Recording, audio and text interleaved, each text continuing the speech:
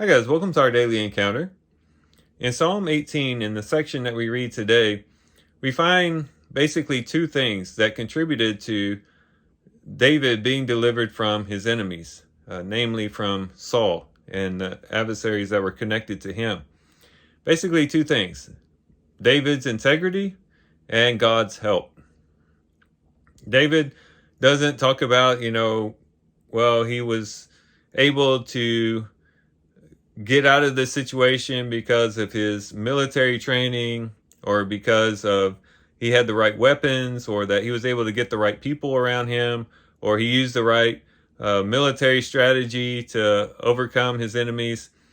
No, it's basically these two things: his own integrity and then also God's help.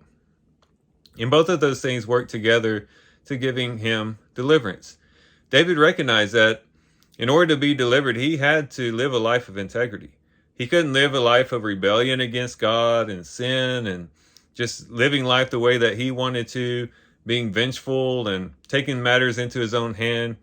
That was the way that Saul was acting, and it didn't go well for Saul in the end.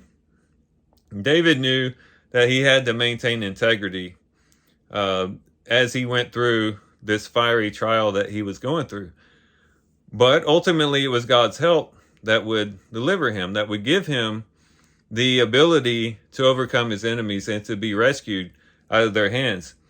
And so you have both the integrity of David and also the help of God woven together in the situation and bringing about this great deliverance. And this is a good principle for us to follow in our own lives. As we encounter various trials and difficulties, it may not be exactly like David's. We may not have people chasing us and wanting to kill us or anything like that. But we might have other trials and difficulties that we do undergo that may be related to our relationships with other people. It might be related to just circumstances and situations we find ourselves in. But whatever we find ourselves in, whatever challenges we face in life, this is what we need. These are the two things we need in place if we're going to get through those difficult places, those dark places.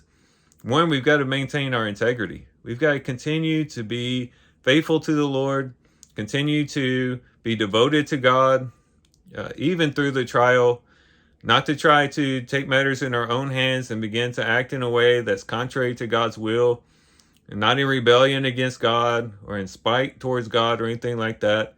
But just maintaining integrity in our actions, maintain integrity in our heart and our intentions, and just face the situation to where we can say, you know what, even if everything falls apart, at least I can look back on the situation and say I handled it the right way and I responded in the right way. So that's the one thing we need. But then we need to recognize too that it's ultimately God who's going to help us. And we have to place our trust in him, to realize he's the one who's going to be our rock. He's going to be the one who is our shield. He's the one who's going to give us, hinds feet where we can be lifted up onto the high places out of trouble.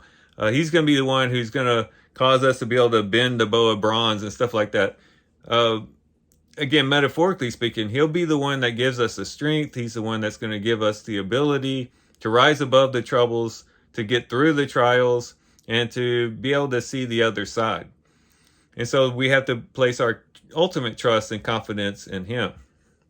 So if we find ourselves in a trial today, or in the near future, or even in the distant future, we find ourselves in trials and difficulties, let's remember that we need these two things: to maintain our integrity, and then also to trust in God's help, and to realize that God can get us through even the most difficult situations if we place our trust in him, if we remain faithful to him. So here's some things we can take away from Psalm 18 as we read it today, or we read this section today. With that, guys, I do thank you for watching the video today. Hope you guys have a great day. Love you guys. God bless.